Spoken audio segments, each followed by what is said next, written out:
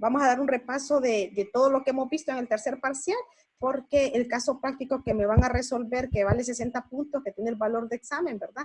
Está relacionado con todo lo que hemos visto, ¿verdad? Excepto lo que ya se va a evaluar. Ya les subí el caso que tienen que resolver sobre estos dos, sobre Derecho Civil Internacional y sobre Derecho Mercantil Internacional. Entonces, el caso práctico ya está subido, les cuesta 20 puntos, son 4 preguntas que valen 5 cada una, lo van a hacer de manera individual.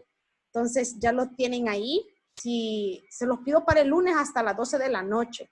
Si llegan a tener dudas, ¿verdad? Entonces el día lunes que vamos a tener la clase, ahí me pueden evacuar alguna duda. O me pueden escribir un correo también para que yo les pueda responder. Les voy a dejar asignado el análisis de las dos convenciones. Va a quedar asignado para la semana, se la voy a dejar para la semana del lunes 27. Para que tengan casi una semana para hacerlo, ¿verdad? Y el examen, ¿verdad? Que sería el caso práctico, va a quedar para el lunes 4 de mayo. Así que, ¿están de acuerdo con esas fechas? ¿O hay alguna propuesta?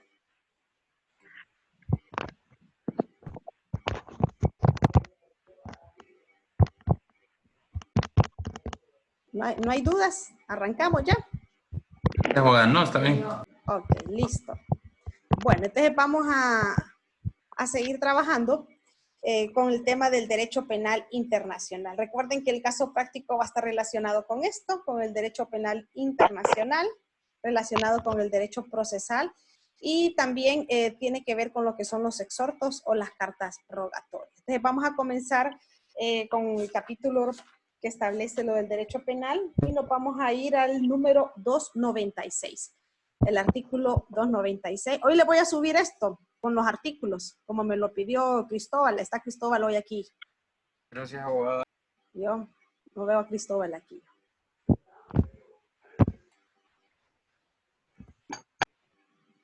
Listo. Bueno, entonces vamos con el artículo 296. El 296 pues viene a ratificar lo que les he dicho casi desde nuestros primeros inicios de clase, ¿verdad? Que las leyes penales de un país obligan a todos los que residen en el territorio, ¿verdad? Sin más excepciones, ¿verdad? Que las que establece ya este capítulo relacionado con las leyes penales. O sea, que todos los que estamos sometidos a ese territorio, que aquí vivimos, que aquí residimos, seamos nacionales, seamos extranjeros, seamos en condición de turista, nos obligan las leyes penales, ¿verdad? Porque las leyes penales, recuerden que son leyes de carácter territorial. Pero hay unas excepciones, y estas excepciones están vinculadas con lo que también hemos visto atrás, con lo que está relacionado con las inmunidades, ¿verdad? Con la inmunidad de jurisdicción, que esto también siempre es bueno que ustedes tengan claro quiénes son los que gozan de esa inmunidad. ¿Se acuerdan que hay un grupo de personas que son beneficiarios, que son sujetos beneficiarios de esta inmunidad? Entonces, esa inmunidad queda establecida en el artículo 297. El 297 nos habla que están exentos de las leyes penales de cada estado contratante los jefes de estado. Ya hemos dicho que tanto los jefes de estado como los jefes de gobierno se encuentran amparados en una inmunidad de jurisdicción. Y también nos dice de que gozan, ¿verdad?, de esta inmunidad, no solo los jefes de estado y jefes de gobierno. Ya el artículo 298 nos habla que gozan de esta inmunidad los cuerpos diplomáticos, ¿verdad? Pero acuérdense que en materia diplomática no entran todos los que trabajan en una embajada, ¿verdad? Solo entran los que están, bueno, como lo establecen ellos, ¿verdad? Que se menciona como exclusivo los que están de primera categoría, ¿verdad?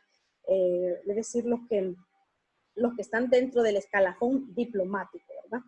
Son los únicos que gozan de la inmunidad en el caso de las embajadas, ¿verdad? Que sería el embajador, el encargado de asuntos, el secretario de la embajada, ¿verdad? No entre el personal, como hemos dicho, el personal administrativo y personal de servicio de una embajada, no le cubre la inmunidad.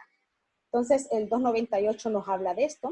También el 299 hace relación a esa competencia de las leyes penales en los casos de operaciones militares, ¿verdad? Entonces, el 299 nos dice que esos delitos que han sido cometidos dentro de las actividades militares, ¿verdad? Gozan de esta inmunidad, sobre todo si son en el ejercicio, bueno, siempre y cuando no constituyan delitos, ¿verdad?, de derecho penal internacional, como de lesa humanidad, crímenes de guerra, ¿verdad? En este caso, pues, entran dentro de lo que son los fueros militares, ¿verdad? cuando son conocidos cuando los actos son cometidos dentro de ese perímetro de sus operaciones militares. Entonces, eso lo establece el artículo 299. Y hay un artículo súper importante en materia de derecho penal, ¿verdad? Y que este está aplicado y ha sido ratificado también en otras convenciones internacionales, incluso así como la que hemos visto, la de Palermo, ¿verdad? La Convención de Palermo. Nos dice en el artículo 304 que ningún estado contratante va a aplicar en su territorio, ¿verdad?, las leyes penales de otros estados. Es decir, el derecho penal es un derecho estatal y es un derecho de carácter territorial, ¿verdad? Independientemente de la nacionalidad que sea la persona acusada, ¿verdad?, o la persona que ha sido también condenada, el derecho que se va a aplicar es el derecho del país, ¿verdad?, donde ya vamos a ver, ¿verdad?, que a veces no necesariamente no es donde se cometió el delito, sino que vamos a ver el caso de personas que son capturadas en un determinado país también, ¿verdad? Bueno, que también tienen que haber estado cometiendo el delito en ese lugar o han sido capturadas, cualquiera de eso, ya lo vamos a ver. Luego, bueno, luego pasamos entonces a lo que son los delitos cometidos. Vamos a ir subrayando acá lo que vamos viendo y nos vamos a ir con los delitos cometidos en un estado extranjero. Los delitos cometidos en un estado extranjero, pues nos remitimos al artículo 305, ¿verdad? Y nos dice que están sujetos en el extranjero a las leyes penales de cada estado contratante. Es decir, al lugar donde vayamos y si ahí nosotros cometemos un delito, la ley que se nos va a aplicar es la ley penal de ese país donde hemos cometido el delito. Entonces, ese fundamento legal pues se encuentra en el artículo 305 del Código de Derecho Internacional Privado. Luego vamos aquí al tema que les estaba hablando ahorita sobre lo que es la ley de los captores, ¿verdad? Que también lo hemos visto en clase, ¿verdad? Tenemos, por ejemplo, determinados tipos de delitos, ¿verdad? Esos delitos de carácter internacional que se cometen en diferentes países, como por ejemplo lo que es todo lo que tenga que ver con el crimen organizado, el tráfico de drogas, la trata de personas, ¿verdad? Ese tipo de delitos, ¿verdad?, está estipulado en el artículo 308. Y aquí nos hablan que la ley que se va a aplicar sería la ley, a veces estas personas cometen delitos en varios países. Por ejemplo, si hablamos de un tráfico de drogas, se trafica drogas desde Honduras, Guatemala, México, hasta llegar a Estados Unidos. El lugar de destino es Estados Unidos. Y de repente estas personas son capturadas en México. Entonces, ¿quién los va a acusar? Los va a acusar la ley de sus captores, la ley del país donde hayan sido capturados, ¿verdad? Porque ellos pueden haber cometido, bueno, y ya lo vamos a ver después cuando estas personas cometen delitos graves, cometen más delitos más graves en determinados países, ¿verdad?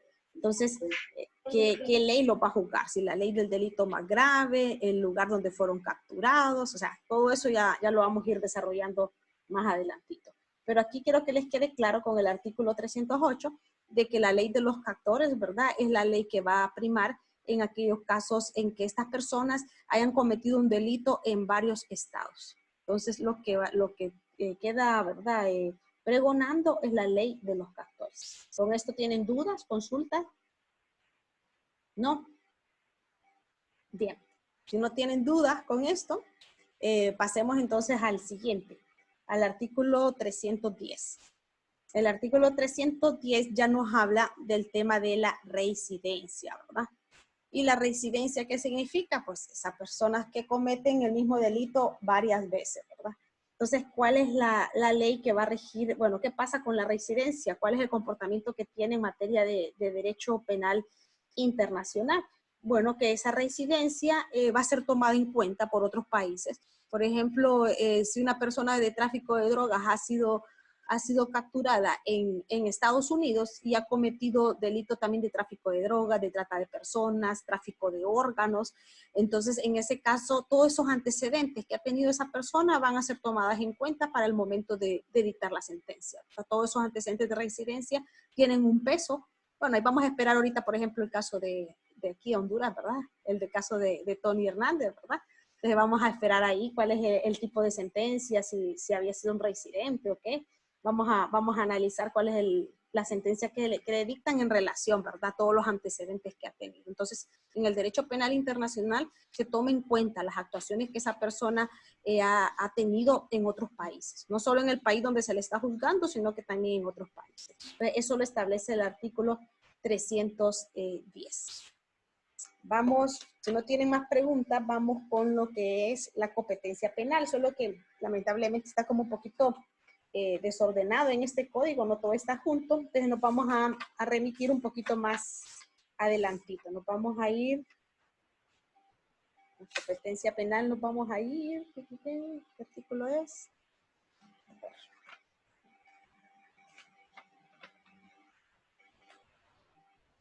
Acá. Vamos a ir al artículo 340.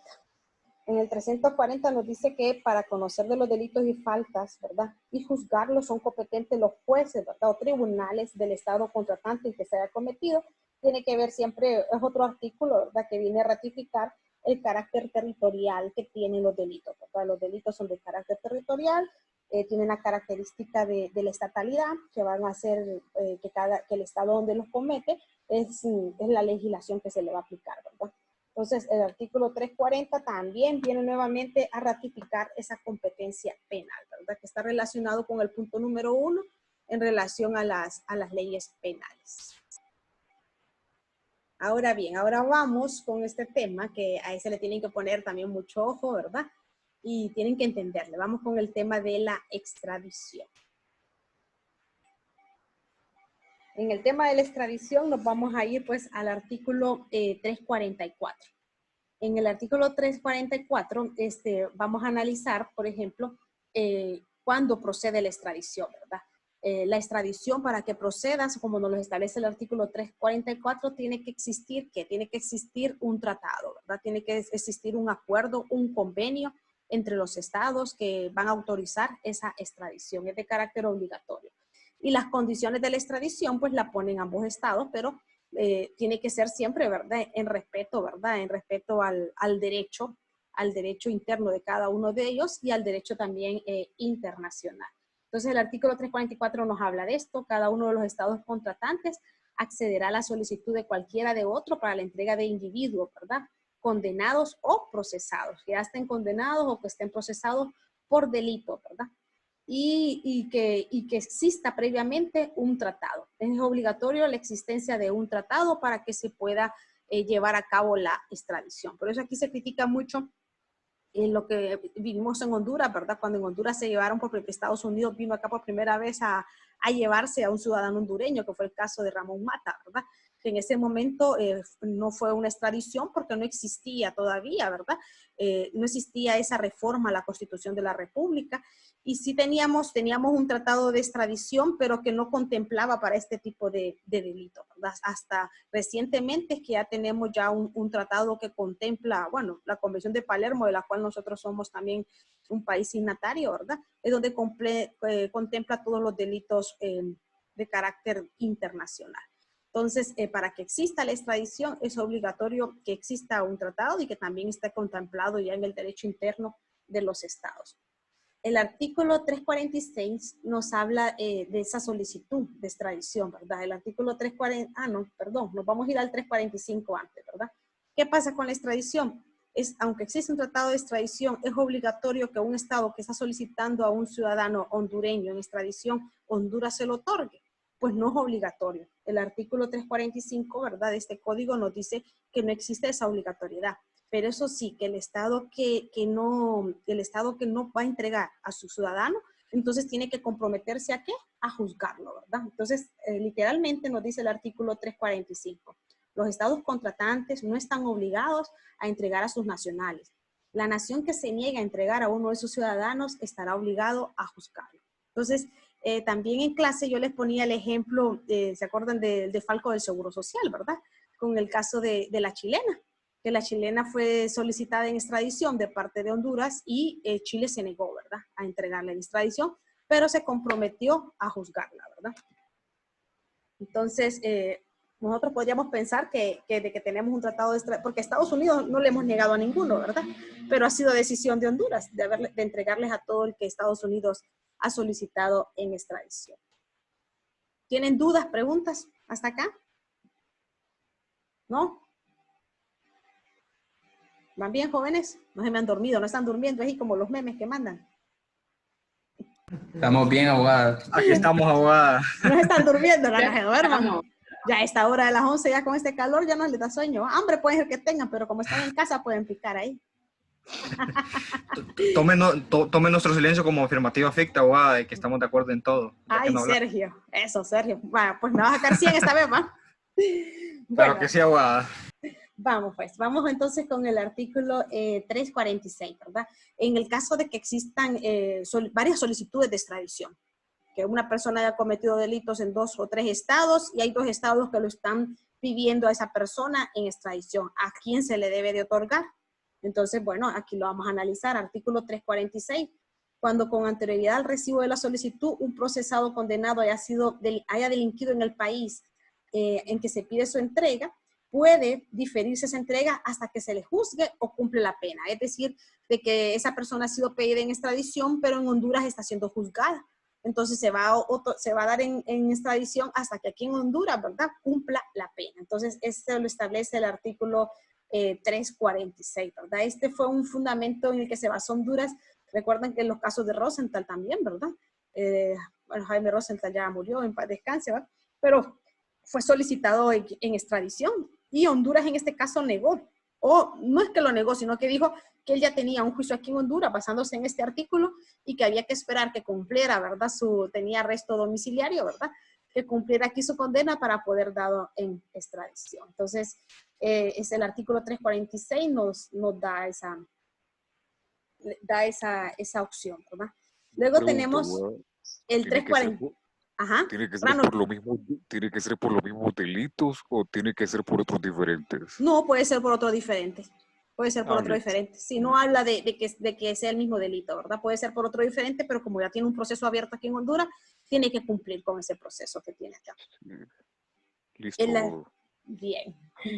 El 347. El 347 ya nos habla de que haya como quien dice, un concurso de estados que estén solicitando la extradición de una persona, y aquí sí, mire, aquí sí nos habla el 347 por un mismo delito. Vale, pongámosle que sea el tráfico de drogas. Varios países lo están solicitando por tráfico de drogas, entonces, ¿a quién se debe entregar? Entonces, se dice, ¿verdad? El artículo 347 nos da la opción que debe entregarse a aquel en cuyo territorio se haya cometido. Si varios estados contratantes solicitan extradición de un delincuente por el mismo delito, debe entregarse a aquel en cuyo territorio se haya cometido. Ajá, pero si se cometió en todos, entonces, ¿a quién se le va a entregar? Entonces, ahí viene y comienza el artículo 348 a comenzar a priorizar.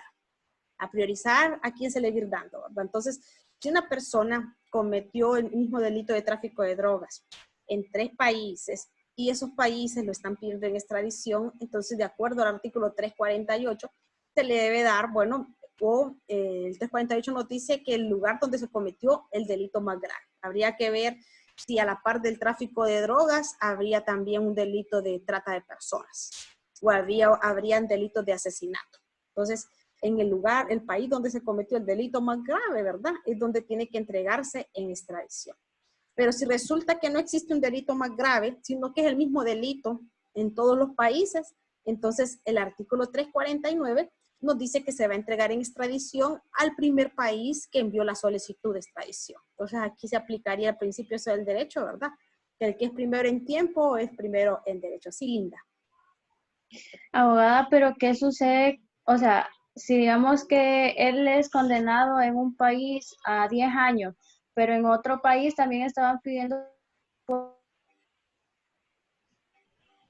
Ajá, Linda, se me fue, Linda. No le escucho, Linda. ¿Aló? Sí, hoy sí ya. Que si, por ejemplo, esta persona tiene varios delitos, ¿verdad? Ajá. Y dice que se le va a juzgar por el delito más grave según el país donde lo cometa. Ajá. Cuando cumpla su condena, el otro país que lo estaba solicitando puede pedir la extradición en ese momento o ya no. Si es por otro delito. Sí, claro que sí puede, sí puede. Claro que sí puede. El requisito es que termine de cumplir la condena en el país que ha sido condenado y luego se iría a otro país a cumplir la otra condena que tiene. ¿Sí? ¿Están claros? Pero aquí lo que quiero que establezcan la diferencia es las solicitudes de extradición. ¿Qué va a pasar con ese tipo de delitos que son cometidos en diferentes países?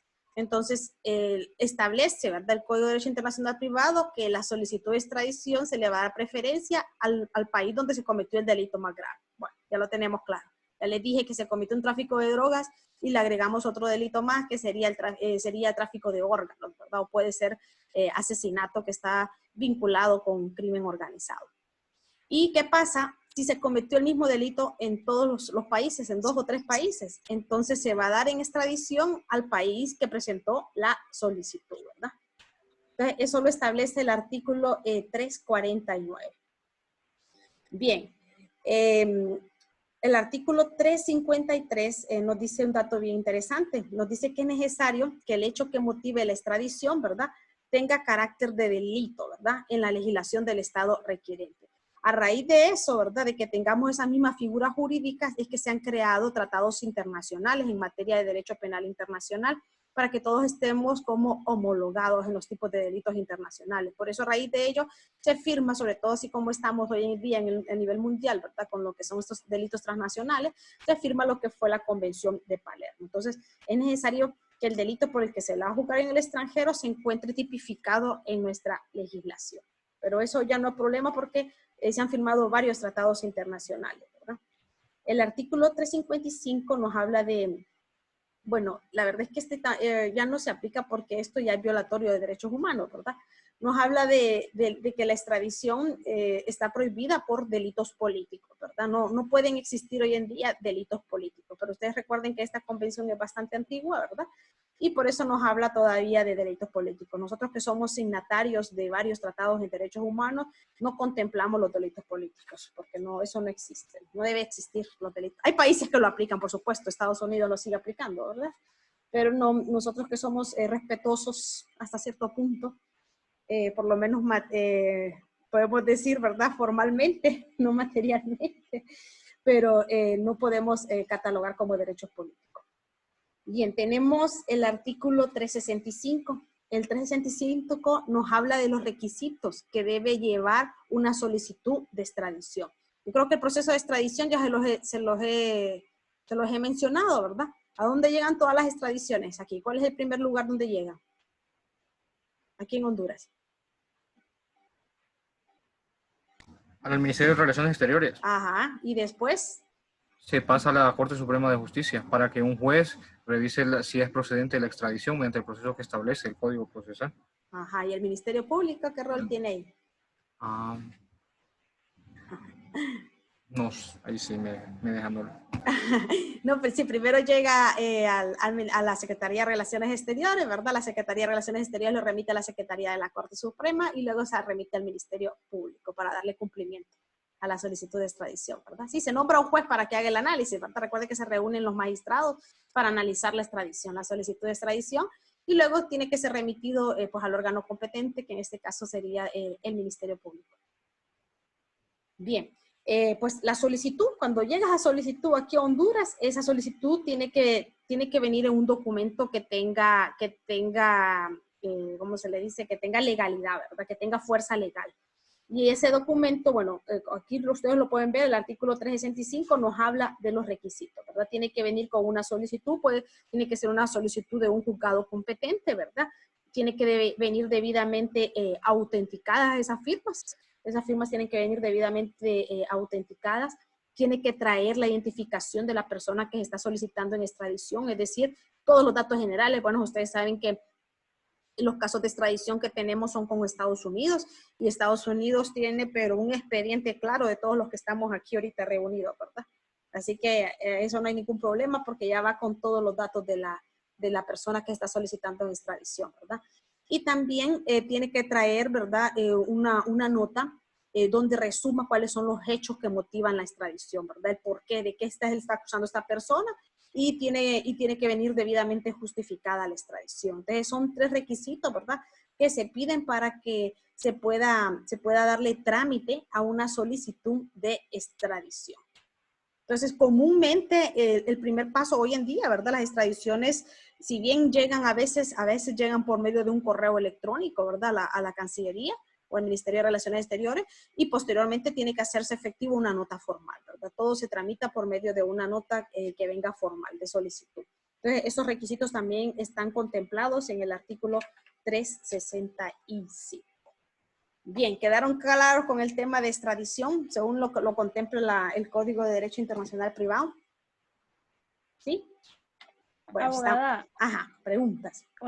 una pregunta. Sí. Por ejemplo, si se llegase a denegar la solicitud de extradición, Honduras podría pedir el expediente de la persona que se está pidiendo en extradición. O sea, como para juzgarlo acá.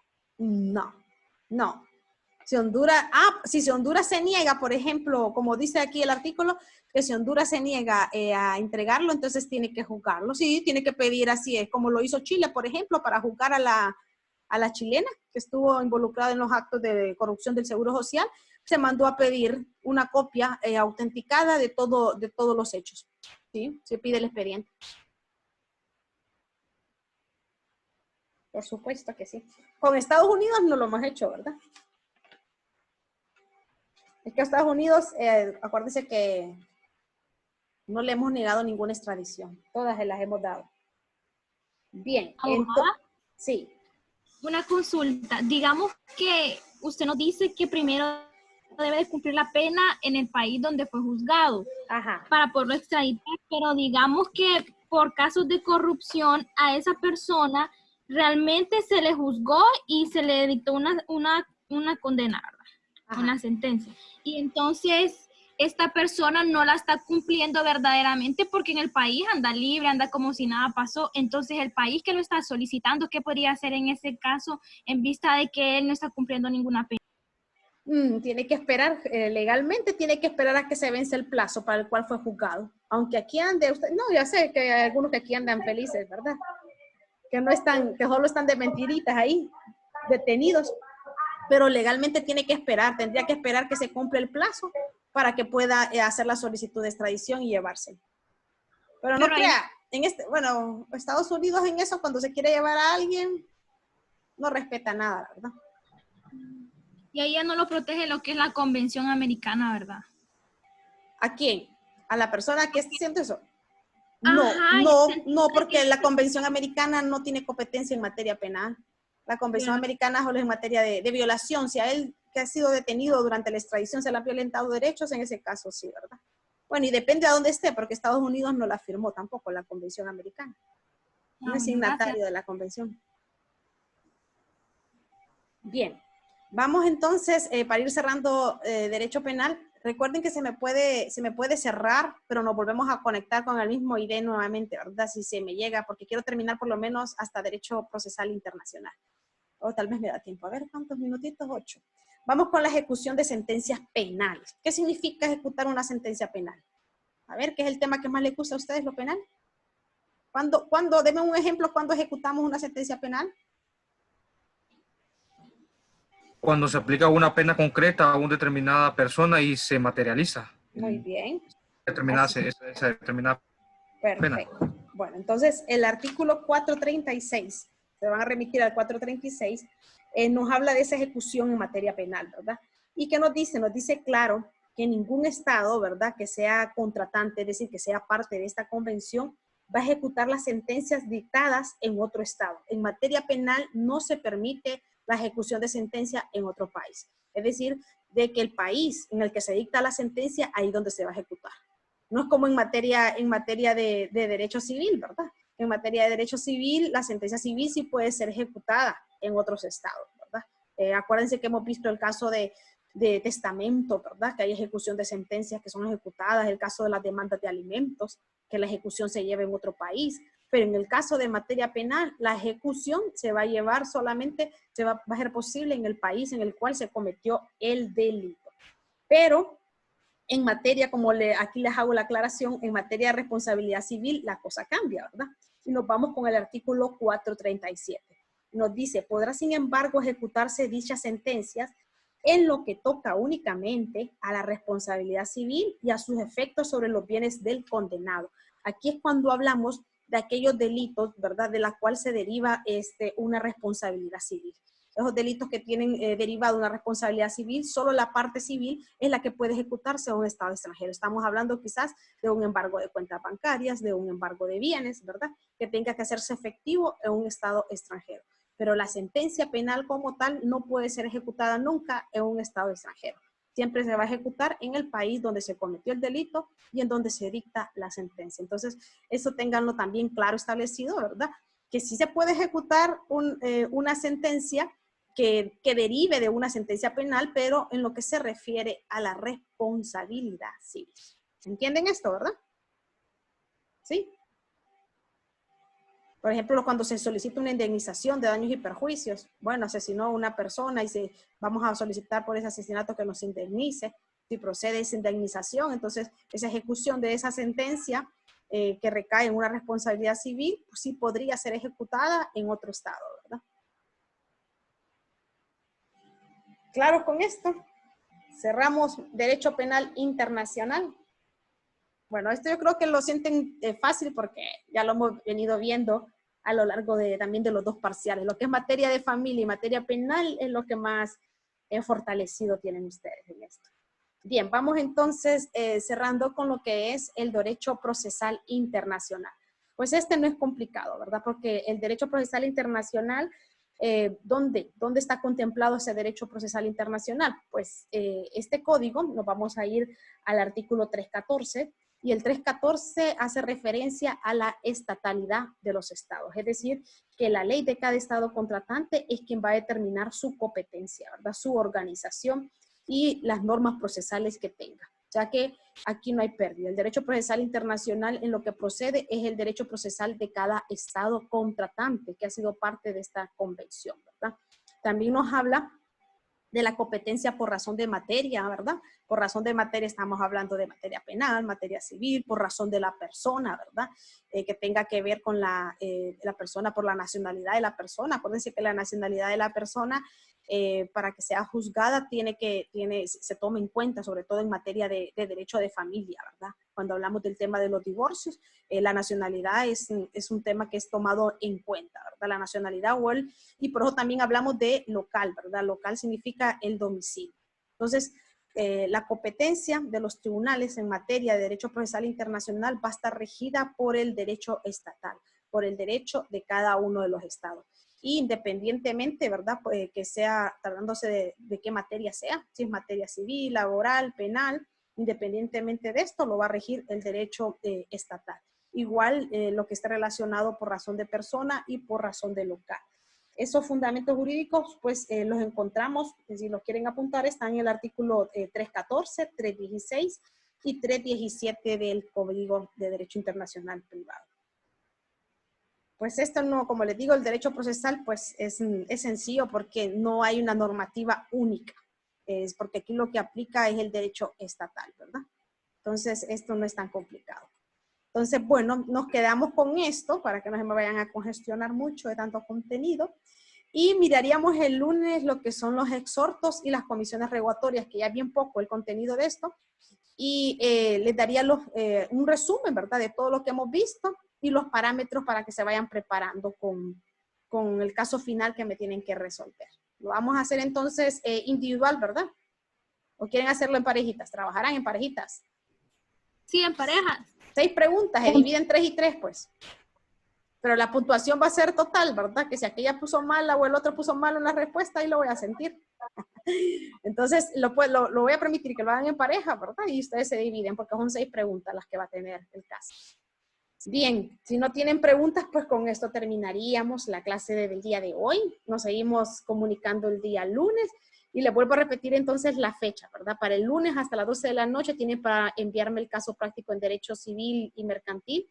Para el siguiente lunes, que sería el lunes 27, me entregarían el análisis de las convenciones. El análisis, yo les voy a dar los parámetros, qué es lo que me tienen que analizar de esas convenciones.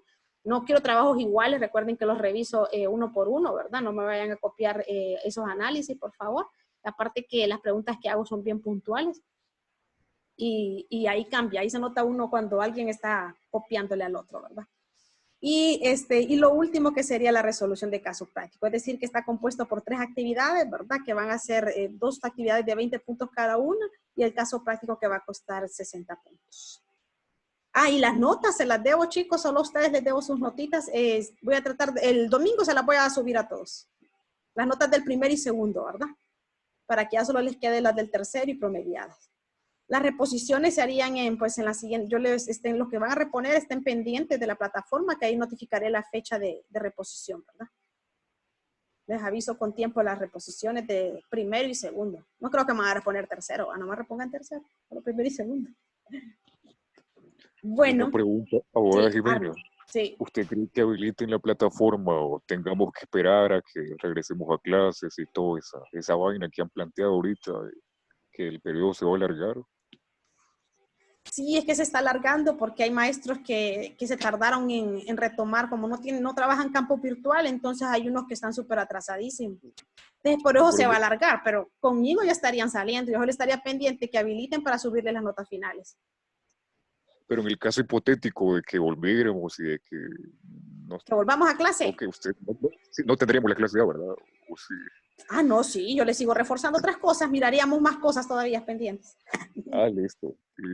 Pero vamos a ver, no sé, vamos a ver, no creo que volvamos ahorita.